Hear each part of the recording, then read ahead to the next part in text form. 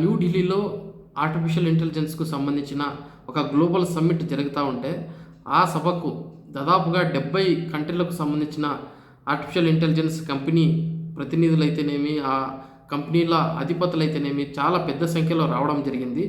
ఈ సమ్మిట్ ద్వారా ఇండియాలో ఆర్టిఫిషియల్ ఇంటెలిజెన్స్ని డెవలప్ చేసుకునేందుకు గాను, దానికి సంబంధించిన కంపెనీలను ఇక్కడ ఏర్పాటు చేసుకునేందుకు గాను నరేంద్ర మోదీ గారు ఈ సమ్మిట్ను ఏర్పాటు చేయడం జరిగింది. అంతేకాకుండా ఇండియా యొక్క ఏదైతే టెక్నాలజీ రంగంలో ప్రోత్సాహం ఉందో దాన్ని ప్రపంచ దేశాలకు తెలియజేసి ఇక్కడ ఆ కంపెనీలో ఏర్పాటు చేసే దిశగా నరేంద్ర మోదీ గారు ఎంతో కృషి చేస్తూ ఉంటే దాన్ని వ్యతిరేకిస్తూ, అంతేకాకుండా అంత పెద్ద సమ్మిట్ జరుగుతున్న టైంలో భారత పరువును ప్రతిష్టను దెబ్బతీయడానికి యూత్ కాంగ్రెస్ సభ్యులు అర్ధనగ్నంగా ఏదైతే సమ్మిట్ జరుగుతూ ఉందో ఆ యూనివర్సిటీ దగ్గరకు వెళ్ళి అక్కడ గొడవ చేయడం అనేది నిజంగా మన ఇండియాకు ఒక చెడ్డ పేరనే చెప్పుకోవచ్చు. మనలో ఏమైనా గొడవలు ఉంటే వాటికి మాట్లాడడానికి చాలా వేదికలు ఉన్నాయి. వాటిని ఏదైతే ప్రొటెస్ట్ చేయడానికి చాలా సందర్భాలు కూడా ఉన్నాయి. అప్పుడు చేయకుండా ఇటువంటి పెద్ద సమ్మిట్ జరుగుతున్నప్పుడు మనం పోయి అక్కడ ప్రొటెస్ట్ చేస్తే ఏమవుతుందంటే మన ఇండియా పరువు అనేది పోతుందే కానీ వేరే వాళ్ళకి ఎవరికి నష్టం జరగదు.